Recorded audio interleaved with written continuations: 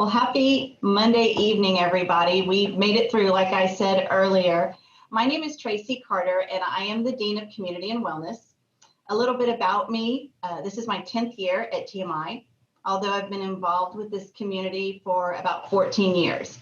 Both of my children attended TMI for all 7 years, so I've walked in your shoes as a parent, and I'm fortunate now to walk alongside you in the journey with your student. Probably for most of us, our day has been full, and we want you to know how much we appreciate you taking time out of your evening to be with us and learn more about how we challenge our students at TMI. So I want to welcome you to the first in our three-part series. We are clear in our commitment to challenge, cherish, and know our students, and we care about the whole child. As our mission statement says, we challenge motivated students to develop their full potential.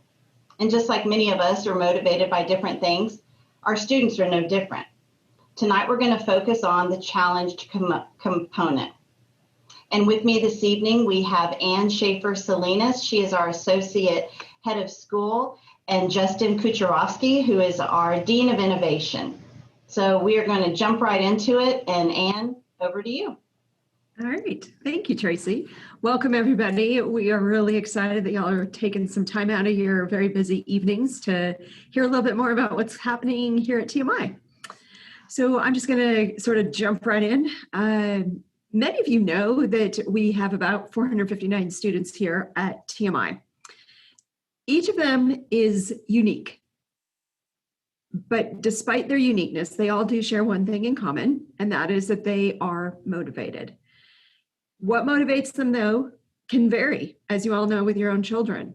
So some are going to be motivated by athletics, some are motivated by art, some love great literature or history, others find joy in science and math, and still others are here first and foremost to be part of our core. Some of our students really love to be creative, and others have yet to find their creative voice. But if they're a student at TMI, we will find a way to challenge each of them appropriately. And this is where the Innovation and Design program really comes into play, I think. It's a way for students that might not know where their passions lie to find something that motivates them. With the freedom to explore the arts, sciences, and English, among other disciplines, it's a great springboard into their future. You know, parents, you all have trusted your most valuable possessions to us. We are grateful that you trust us to walk this part of the journey with your children, and we ask that as you trust us to walk the journey, that you will trust us as the educational professionals to make the right choices and challenge them appropriately to become the amazing human beings that each of them was created to be. Now, because every student is unique and because every one of them has goals that surpass TMI, we work really hard to find the right balance for every single child on our campus. Our students are challenged in the classroom, regardless of the courses that they are taking. They are learning to be critical thinkers, agile problem solvers, strong collaborators, empathetic listeners, and confident presenters. Yeah, and not only are our students being challenged, but our teachers are being challenged as well. In the past year, our teachers have had to become agile educators in much the same way as your students have become agile learners. In this way, our teachers are being humanized to our students and showing that we are actually, in fact, all in this together. Outside of the classroom, we are challenging our students spiritually with chapel every day, where they are called to hear and respond both to God's word and the speaker's message in a way that makes them and the world around them better. We also challenge our students physically through PE and our sports programs. And we challenge our students as human beings to be on time, to be well-groomed, to meet deadlines, to make good decisions, and to learn to be comfortable being uncomfortable. And that is a place where I think TMI shines. There's a sense of community amongst our student body, amongst our faculty, our staff, and our parents. There's a comfort, I think, in knowing that your children will be involved in a family outside of their family, a home away from their home, a place to be comfortable and know that they are both loved and respected. We really want to challenge the whole person that comes to campus every day in the form of your children. And so we work to challenge the mind, body, and spirit. Our job as educators here at TMI is to help every student entrusted to us to leave TMI better than when they arrived. And for us, better means more mature, more confident, more capable. And I think we've been making great strides in making sure our students are part of the greater San Antonio community with our service hours and our IND community projects. Our students are learning soft skills and interacting with all kinds of people in this wonderful city. It's not only preparing them for college, it's preparing them for life. We don't say, wait until you graduated, or wait until you're on your own, or wait until you have a family. We say, let's go for it now. Why wait? You all send your children here because we're a college prep school. You want your children to dream big. And in this day and age, college is often part of that equation. But just as we have 459 unique students on our campus, there are thousands of unique colleges and university campuses that your children have to choose from. They aren't all going to an Ivy League school because that isn't everyone's path. But every single student that graduates from TMI is going to get accepted to college. That's because we take the time to get to know them, find out what motivates them, help them to build their portfolio, and identify the schools that will be the best fit for them. Because there are so many different paths to college, if we are a true college prep institution, we need to provide multiple paths to get our students where they want to go next. So not everybody needs AP courses. Not everybody needs calculus. Not everybody needs to play a varsity sport, but everyone does need to learn how to learn. Everyone needs to have a strong moral compass, and everyone needs to know how to use their resources wisely. And with the design thinking mindset being on the forefront of our innovative identity, it is essential that our students are exposed to as many disciplines as possible. For example, we have a group of advanced innovation and design students that are helping our beginner innovation and design students to build an irrigation system for Sherry Lim's garden. An initiative that will help the whole campus that incorporates math, biology, history of local ecology, and gives our students a pathway to becoming, servant leaders. Learning how to use a circular saw is just as important as learning to use a video camera effectively to document the world around them. It's truly creating and molding our students into Renaissance people. And through our programming that is challenging all of our students in multiple ways on multiple levels, we are teaching the whole child both in and out of the classroom, and we are preparing them for their next steps in life.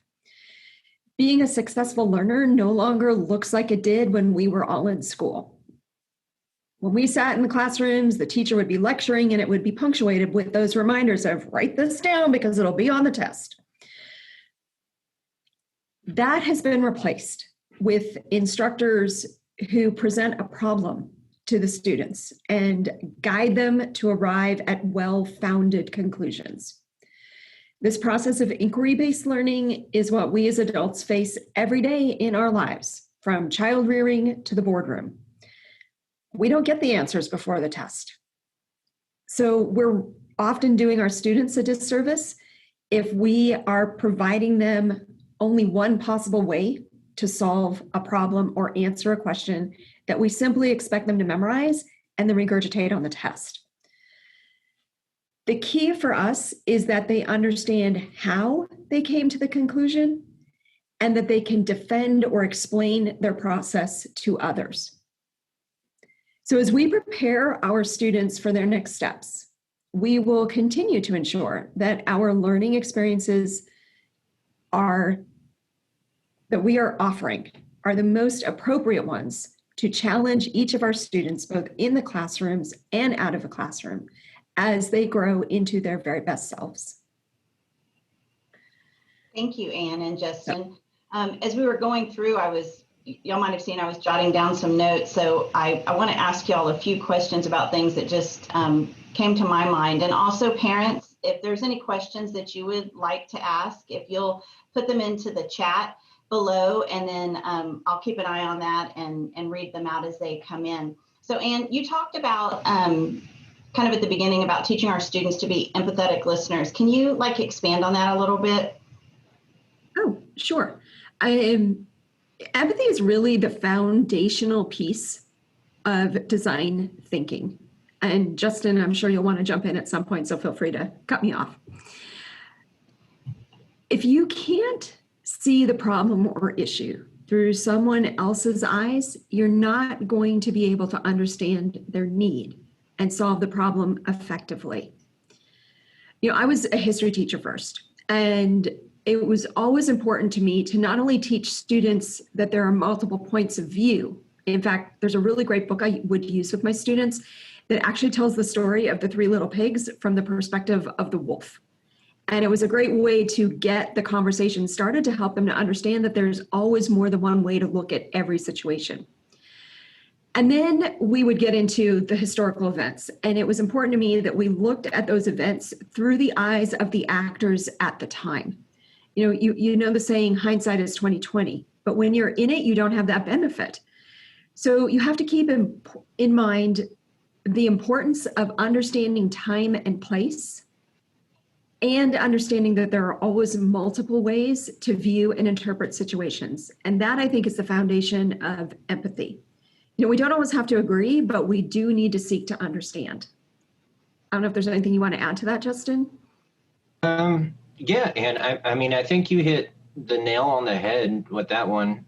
Without empathy as the bedrock to our design thinking process, or what some people call human-centric design, the rest of it kind of falls apart. It's all about the other person. It's all about being able to look at a problem from the point of view of the end user, the client, the stakeholders. And I think that's also a pillar of what it means to be, we say at TMI, a servant leader. Thanks. And you also talked about the whole person, the whole child, in and out of the classroom. Talk a little bit more about that, because that's a word that has been around and certainly is one that we embrace. So can you talk a little bit more about that? Yeah, absolutely. So the schools today are definitely not the institutions that they were designed for during the Second Industrial Revolution. In that era, schools were supposed to produce factory workers, widget makers, right? Today, we're tasked with doing a much bigger job, I think. We are forming future leaders of our cities, our states, our nation, our world. We are so connected as a society thanks to technology. But because of that, I think that our task is that much greater, because what they do here can have ripples far further than anything we ever did when we were in school. So we need to have a safe space really, for our students to develop that allows them to make healthy, safe, wise choices. We need to let them know that they are supported. We need to give them a place where they are going to be engaged in real work that challenges them to think outside the box and to grow as individuals. Just as Justin was talking about earlier, why do we wait? They need to be doing the real work now. That's how we're going to prepare them to be confident leaders and lifelong learners that are going to make a difference no matter where they are. And that's really also why the new Walkerson Innovation Center is so important. I'm sure you would agree with that, Justin. Yeah, maybe just a little bit. I am kind of biased there, I will admit. But yeah, the Innovation Center, it's meant to be a hub of collaboration where the TMI community can come together and solve problems. I like to say it's a repository of ideas. And although we may have great technology in there, we have laser engravers and we have milling machines and we have all these 3D printers. It's really the students and the teachers working together that makes it truly innovative. And Justin, on that, you talked earlier about some innovation and design community projects. Can you tell me a little bit about that? Yeah, absolutely. One of my favorites is Jay Perry. So he was an 8th grader last year. He's a freshman this year. He was in Intro to IND last year. He's in Advanced IND this year. So last year in IND, our second semester project is a community project. Where they have to go out, kind of cold call local businesses, nonprofit organizations, religious organizations, and the like. And Jay actually contacted Goodwill and had the opportunity to bring 300 new jobs to the San Antonio community by helping to build a new call center. And he was involved with the entire process, everything from designing the building to the logistics of it, to the network infrastructure, to the actual construction of the building. And all of this as an 8th grader, a middle schooler. That's kind of exciting to think about, what the future is going to look like for him. Was there a connection to Goodwill? Like, did he have, I don't know, a parent or any connection? No, and most of these community projects come out of just kind of cold calling, but that's also where, like the theme for today is, that's where we challenge them. We challenge them to put themselves out there, to develop those soft skills, like making a professional looking and sounding email, making a professional phone call, challenging them to walk into a boardroom when they've never even seen or probably just kind of heard of what one is, and sitting down and talking to these professionals and actually making a difference. They're learning to, as we said earlier, they're learning to be comfortable being uncomfortable. And to Jay's credit, he worked the uncomfortable thing pretty well, I think. That's amazing. I'll let y'all all in on a little secret. I'm challenged when I have to talk and present in front of a bunch of people too. So I'm learning to be comfortable being uncomfortable. And you talked about what motivates our students. You were like, you said we find out what that is and how we motivate. I mean, how do we do that? How do we find out what motivates our students? Tracy, I think this is why I really love working in an independent school. And I'm sure this is why many of you parents send your children to schools like TMI. You make the sacrifices that are necessary because it allows them to be in an environment where they do become known.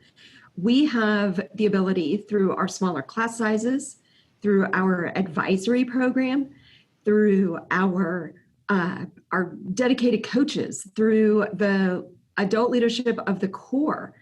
We provide so many different adults that are able to put eyes on your children and connect with them in different ways. And when you give our kids multiple ways to be involved and have lots of different opportunities, both, for example, they can be in athletics and in the core, and they can start a club. They can really excel in the classroom, in academics, and be part of our Latin team. There are just so many different ways that our kids can become involved. And so we've got all these different eyes, adult eyes on our kids, seeing them in different settings through a variety of different lenses. And that gives us a much more complete picture of who they are and ultimately what motivates them. The other avenue that we have that I think is really pretty awesome is our growing opportunity for student voice and agency through the many leadership opportunities that we provide to the kids here. When they can find an avenue through their voice, whether it's an elected role like student parliament or class leaders, or whether it's a selected role like your wellness board, Tracy, whether it's athletic leadership as a team captain, or clubs, starting a club or being a club leader, we're allowing students the chance to find their voice and to advocate for themselves and for their peers. And that just gives us yet another insight into who they are, what's important to them, what motivates them, and allows us to better serve them. And you talked about like this path of where they're going to go next. And what exactly did you mean by that? You know, our kids today, I don't think I could have dealt with the college process if I was grown up today as a teenager. Those of you that have your students that are juniors and seniors, you know what I'm talking about here. They have got so many choices ahead of them, and they need to learn to navigate a world that is much more exciting. It's much more fluid than the one that we all stepped into as young adults. That brings with it added challenges and added opportunities. You know, I recently read an article in the New York Times that featured Ravi Kumar, who is from Infosys. I don't know if any of you all are familiar with that company. And in that article, he states that the youth of today are not only going to change jobs, you know, we all heard the statistics of how many times you would change jobs during your career, but they're also going to actually change professions multiple times in their lives. And that is creating the need for much more agile learners. And that's exactly what we've been talking about this evening. I think that this shifting trend has become really, really evident in what we are seeing with the college admissions process. More colleges are shifting to test optional admissions. Some of that has been certainly, I don't want to say it's been spearheaded, but it's definitely been escalated because of COVID. More colleges are asking for portfolios as part of their admissions process. And the number of students who are taking gap years by deferring their acceptance a year or taking a year at some point during their actual college career to step away from the classroom has really escalated. There was a recent statistic put out by NACAC, which is the National Association of College Admissions Counselors, that shows an increase of 67% of students shifting to a gap year at some point during their college from pre-COVID numbers to now during COVID numbers. That is a huge increase just in the last year. And, you know, let me just say something about gap years for a minute, if I can. I'm just going to share one story because I know for a lot of you, that's something that you're not really super familiar with yet. I had a former student of mine. She graduated from high school 2 years ago, and she was accepted to Seton Hall University. She committed to Seton Hall and then deferred her admission for a year while she pursued a gap year. And in her gap year, she spent 6 months in India working with a service organization, doing service throughout multiple states, really, in India. She then took 3 months and went to Germany, lived with a host family, and took up German as a third language and is pretty much fluent now in German. And then she took 3 months traveling through Asia and South America with different family members before heading off to Seton Hall. The experiences that she had during that year between the service that she did, learning a new language, and just traveling and being immersed in multiple cultures are irreplaceable. And they have really given her a whole array of soft skills that are setting her up to move into the field that she is planning to pursue. She is currently at Seton Hall she is studying pre-law, and she wants to become a human rights lawyer for an NGO. So that gap year was actually part of her progress. It was not what we might have thought of, oh, I'm taking a gap year and I'm going to go just kind of bum around for a year. No, she was very intentional in how she worked out her gap year. So our kids today have so many pathways available to them. And I think we as a school need to make sure that we are giving them as many opportunities to learn about those pathways and set themselves up for success now. You know, it's kind of funny. I tell the kids this, especially the seniors, when they're applying to colleges, and I'll be like, how many are you applying to? And they'll be 3. And I'm like, yes. Or they'll be like 6 or 12 or 15. And I'm like, oh no.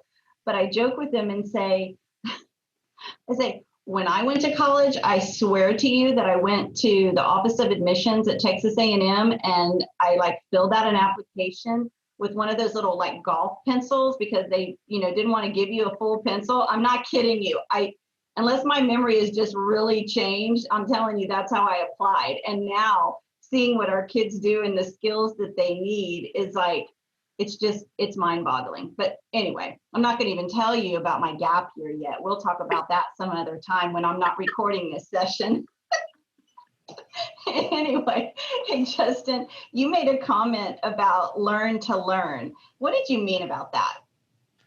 Oh, yeah. That one's always kind of a tricky one.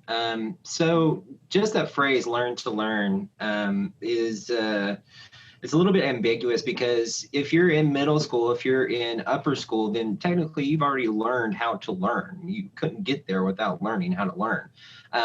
What really, I think what we're talking about is like, how do you unlock the hidden potential for someone to actually understand a topic, not just memorize it and then throw it back on a test a week later and then completely forget about it and you're not dealing with it again ever. It's something that,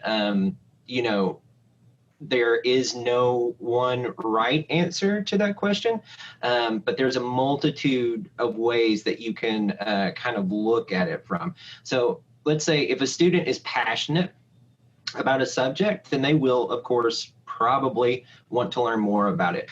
I think it's finding those passions and using them to help the academic and personal growth of the student. That's the first step to, quote unquote, learning how to learn. The more options we make available to our students, the more chances they have in finding their passions, no matter what the subject. Well, I continue to learn, that's for sure. So I'll walk alongside with everyone too. And you talked a little bit about a strong moral compass, and all of us here, has an opinion about what that might be. But can you talk a little bit about that from the TMI side? I think in some ways that is probably the most important task that we have as adults who work with youth. Here at TMI, I think it has even an added layer of importance because of what you see every time you drive onto campus. You pass by a sign that says educating servant leaders since 1893. Servant leadership is really at the heart of what we do. It's what we are called to do as a school that is founded on the values of the Episcopal faith. To truly be true to our mission that was placed on the school when it was founded, we have to ensure that our students learn how to interact with their world from a place of care and compassion and empathy. I think it's also critical to ensure that our students understand right from wrong. You can serve others under all sorts of banners for numerous reasons. Again, as a history teacher, how many wars have been started under the guise of religion? If what you're doing is not focused on making the life of the recipient better, similar to what Justin and I were talking about earlier with the ideas of empathy, then you're not doing it for the right reasons. This is why we have a servant leadership component in the 6th grade elective class, or the 6th grade special as it's listed on their schedules. It's why we've introduced an ethics class to the 9th grade. It's why we have daily chapel. Regardless of whatever your religious background is, all of the major faiths are founded upon the principles of doing good.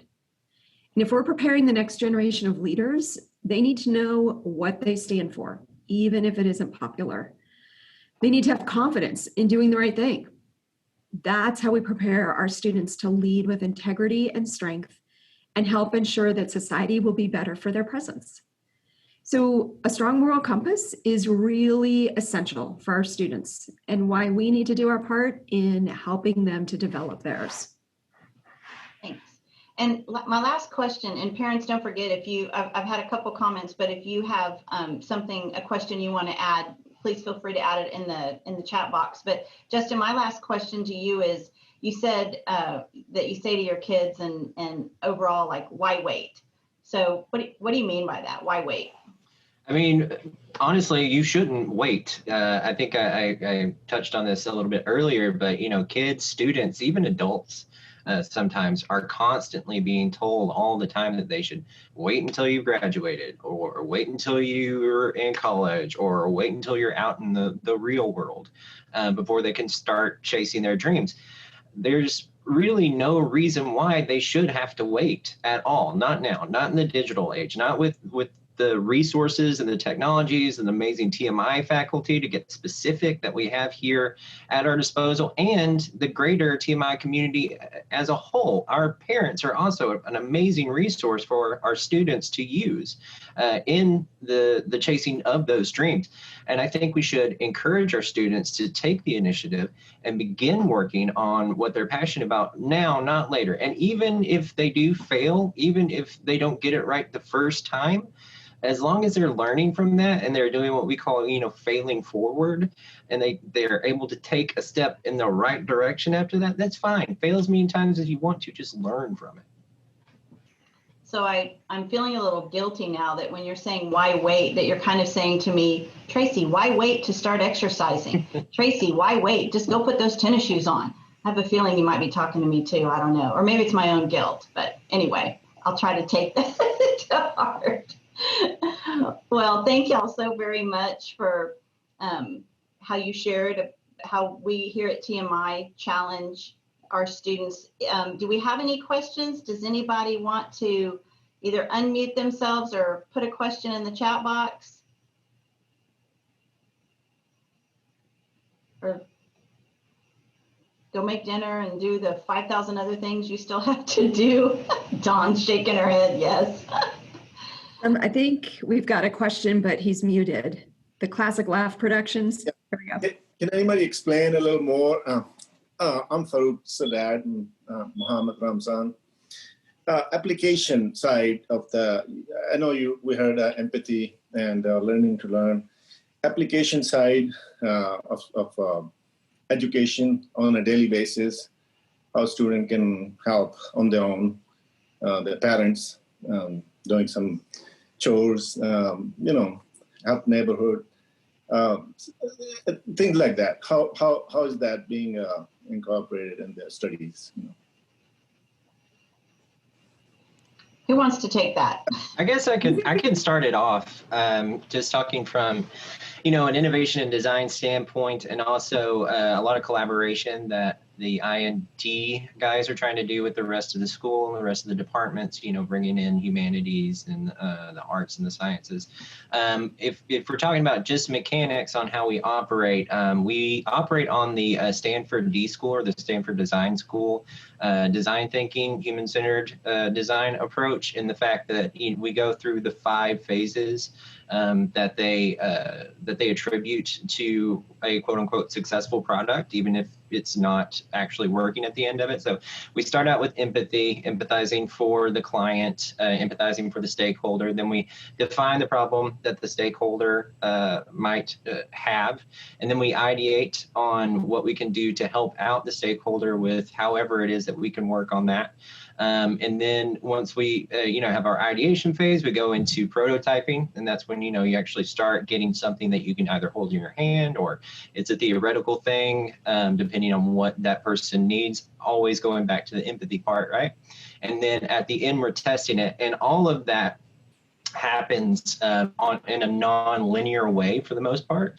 So you could go to ideation before you could go to definition. You could go to prototyping and then figure out it's not right, so you go back to definition. But I think the big thing is, for us anyway, is that we always start out, or we try to always start out with the empathy part of it, because I think, being challenged in school for a lot of our students means having to put themselves in other people's shoes, having to see how other people operate, and doing something to try to make their lives a little bit easier, or helping them out in some way. I hope that answered your question at least a little bit. Yeah, that's what I was actually trying to get a detail, like how do they actually do that in their real life? Do they have any kind of access to people who's going to be the ultimate user of design, like in real life sense? Is there anything being done to have them in contact with the ultimate user of the design? Yeah, absolutely. So we like to get them kind of accustomed to the idea at the very beginning. So normally this is in the first semester. They do a big personal project for the first semester, and they have to empathize with themselves. So it's kind of like whatever they think is cool, whatever they think is neat, they make, and we make sure that they understand those phases of the design thinking process before we move on to the bigger one, which is our community project. So ultimately, that stakeholder that they will, kind of be talking to on a regular basis, the one that kind of holds the key for their project, is going to be someone hopefully out in the community that they've never met before. And that's really their first sort of taste of the quote unquote real world design thinking process is hopefully, someone in an organization that they've never spoken to. And do you have anything to add to that one? If not, I have another question. I was just going to add on to that a little bit, because beyond the innovation and design classes, they are getting sorts of experiences. Justin is in his second year now as our Dean of Innovation, and his next task that he is currently in the process of working on is collaborating with teachers in other disciplines to get their kids down into the walker, or to get just using the skills better defined within their own classes to help them build lessons and units around this idea of design thinking. Because it really is, as Justin was talking about the garden project earlier, this is not something that's just for kids that like to build stuff and play with cool toys. This is a process that works across the curriculum and works in life. And so the more that we can get them to see how it integrates in other content areas, the more embedded this process is going to be, and the more natural it will be for them to just approach life with this process of empathy and define and ideate and prototype and test. And so that I just wanted to add that piece, that we're building this program, so that will be the next phase of it. And that kind of, that's a nice little segue to, we're going to have a parent event. After we finish this 3-part series, our next event will be actually right before we break for the holidays. And it's going to be a tour of the WIC, and it's going to be in person, which I'm super excited about. And what's going to be neat about it, even though we're going to show you the space, it's not necessarily going to be just to show you the cool toys that are in there, or the tools, sorry, Justin, that are there. It's going to have different members of our teaching staff talk about how they're utilizing either the collaboration or the space, or how that the collaboration is coming into their classroom. So that's really exciting. Y'all look for that. We're going to have limited space just due to social distancing, and there's an RSVP. So that'll be out in a couple of weeks. You'll see it. There'll be another email that goes out from about parent education. And I have a question here I want to ask. It says, how will the school be helping the students that need more guidance in finding the passion that they are interested in? Most students will be discovering what they want to do. Most students will still be discovering what they want to do by the time they are seniors.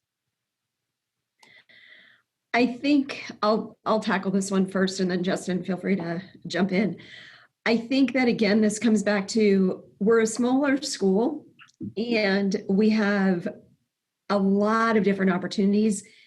Considering we are such a small school, if you were to put us up against any of the major high schools, like Clark or I'm trying to think of the names, like Brandeis or whatever, right? Those are major comprehensive high schools. There are lots and lots of opportunities for their students to try different courses.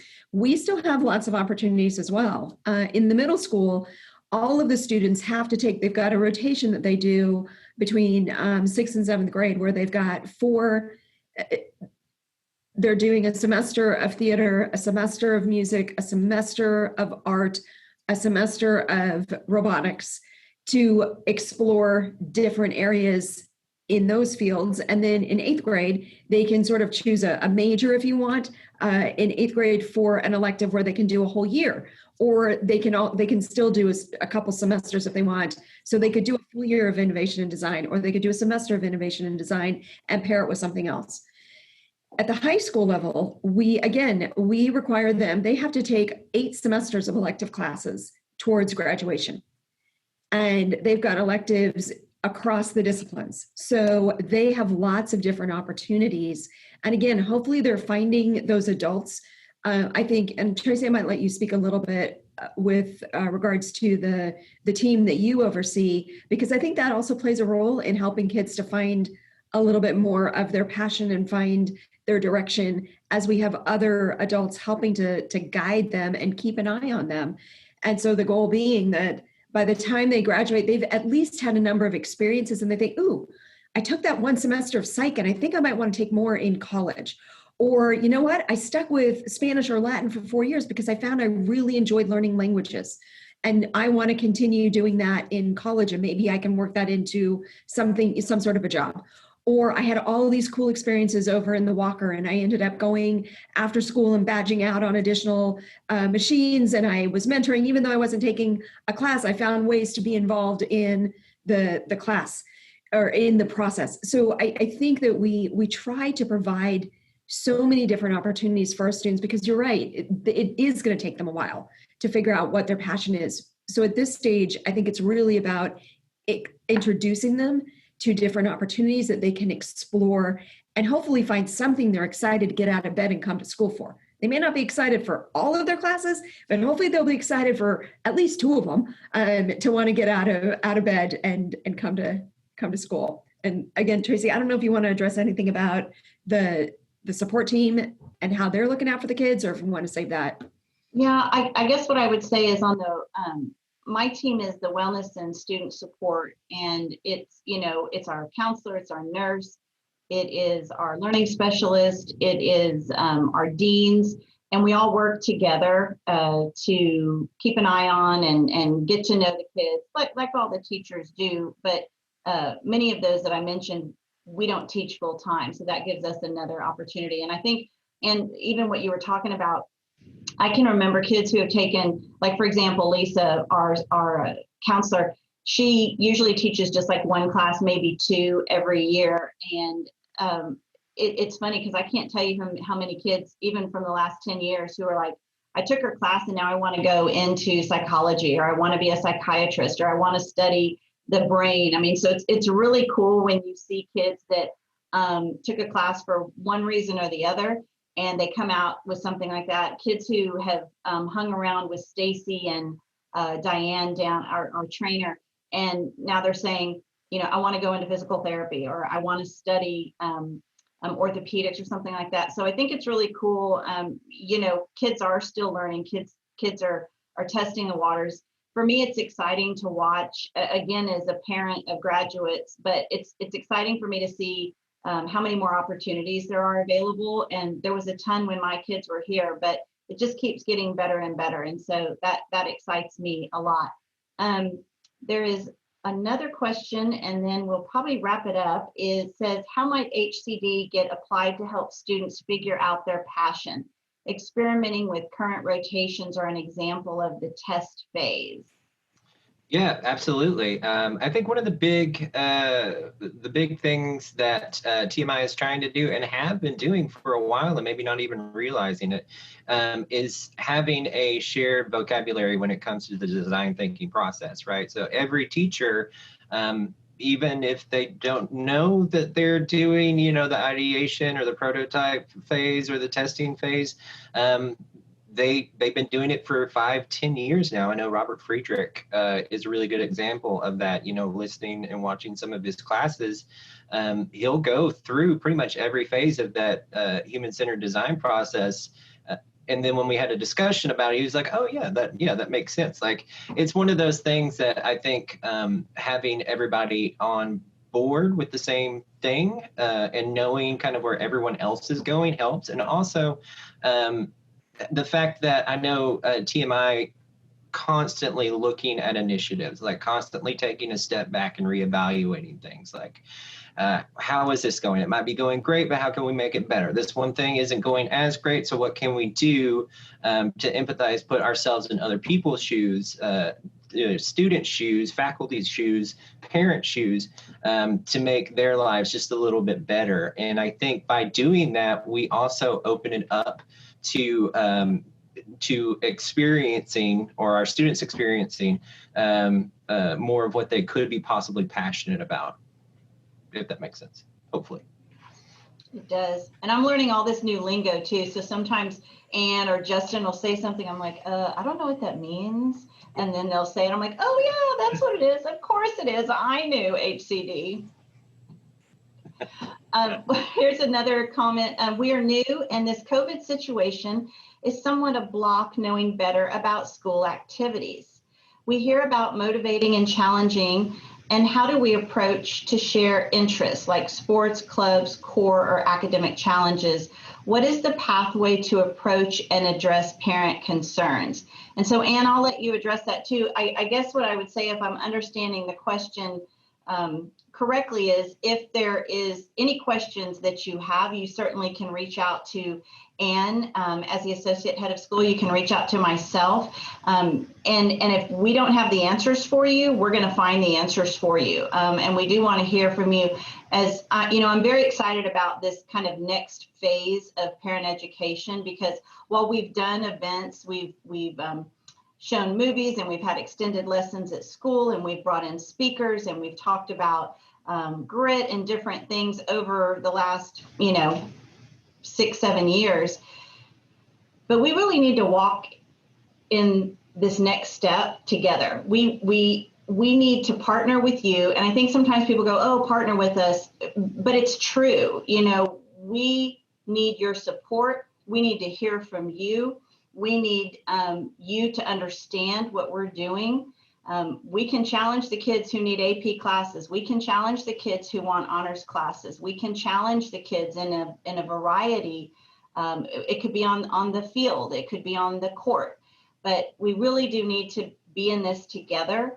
And like any good family, we might not always agree on everything, and we'll have to do the agree to disagree sometimes. But we need to hear from you. We need your support. We want to support you. We're all in this together to make outstanding human beings and servant leaders for life. And so please don't ever hesitate to reach out. Sorry, I was long-winded. Ann, do you want to add anything to that? I know that's a surprise. Tracy was long-winded. I was going to say, I think you pretty much covered it. The only thing I would probably throw in there is if you just have some general concerns about how things are going for your kiddo, another good person to contact would be their advisor, because they're able to really quickly cull information from their teachers, coaches, things like that, in order to give you a quick little feedback if it's just it's sort of a general, how's my kid settling in? But if it is something more serious, like, oh, I'm not sure about this class, and you've tried talking with the teacher and that hasn't done any good, if you want to reach out to me, or if you're concerned about some social situations, if you reach out to Tracy, we will get you connected with the right adults. We'll get the answers and we'll help you work through that together. All right. Well, I have run over and taken advantage of all of your time by a few minutes. So I want to say I hope you all have a wonderful Monday evening. Thank you so much for taking time to be with us. And look for our next Parent Ed, which will be on the Cherished component, Challenge, Cherish, and Known. So our next will be on our Cherished component. And we will have Paul Kim, who is in the Humanities Department, and he leads our Equity Task Force. We will have both of our Deans of Students, that's Sherry Brown and Troy Eason, and we will also have Father Nate joining us. So we are going to continue to do 2 sessions as much as we can. I believe that one is a noon and 6 p.m. So not really sure how my hair will look at that one, but we will be, Barbara, I see you shaking your head because you know me. But we will be here for both of those. And again, on behalf of Justin and Ann and myself and everyone here at TMI, we thank you for trusting us with your greatest gift. And we look forward to many more of these discussions. And everybody have a good evening, a great rest of your week, and go Panthers.